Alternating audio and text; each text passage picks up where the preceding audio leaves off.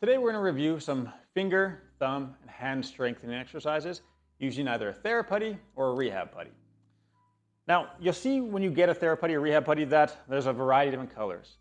And that's important because each color has a different firmness, or resistance, or strength.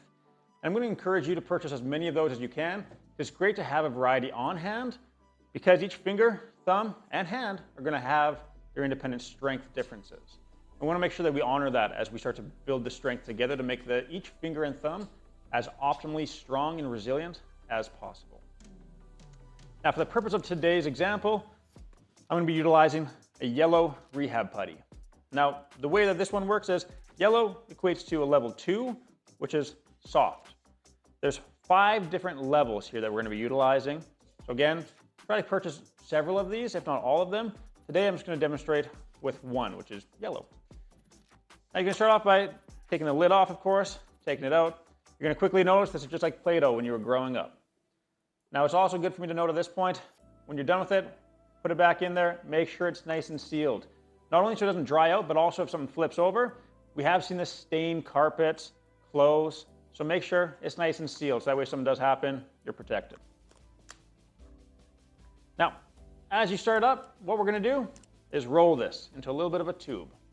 This is going to be the restart position after every set is complete.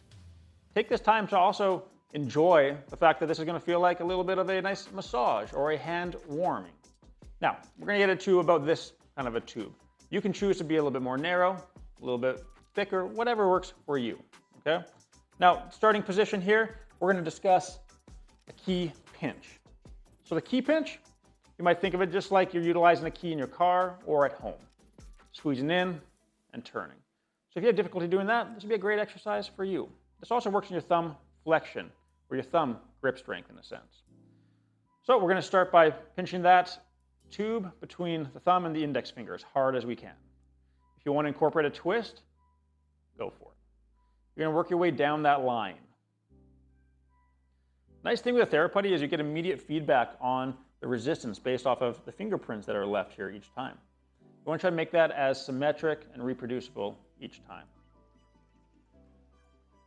Now, you're going to go for about 10 to 15 reps on each of these exercises. Now, if you're able to get to 15 reps and feel like you still got a lot more in the tank, that means you should be doing a deeper resistance, a more strong resistance, or a thicker tube, okay?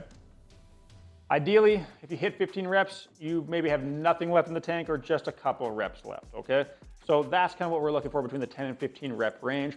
Also getting at least 10 so we can coordinate some movement, as our hands are usually used more for muscular endurance than bouts of strength themselves.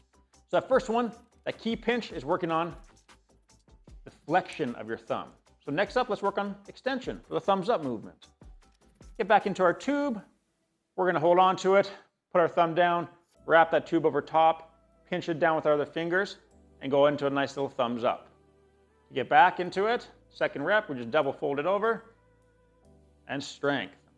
Now, depending on your needs and your recommendations from your healthcare provider, you might be doing this more on the base of the thumb, perhaps the middle of the thumb, like I was starting on, or you might go to the tip of the thumb as well. All depends on what your body needs. Now, through each of these movements, you want to make sure you're nice and coordinated. That means not ratchety movements, but nice and smooth and clean. If you aren't coordinating that movement, building strength is of very little use. So if you feel that ratchet, no problem. That just means going to a nice lighter resistance slightly and or slow the movement down until you can get coordinated and fine tune that movement. After we're done with our thumb extension, we're going to move into something called a hook fist to full fist.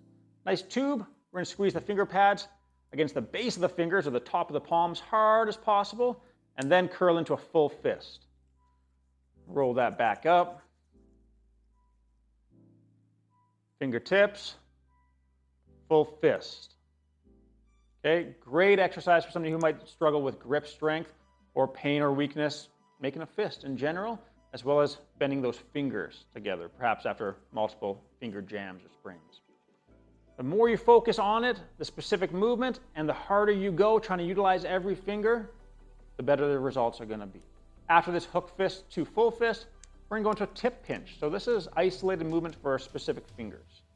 For all of these, you're going to have the thumb on the bottom of it, and then you can go finger by finger. We're going to start off with the index finger, pushing down.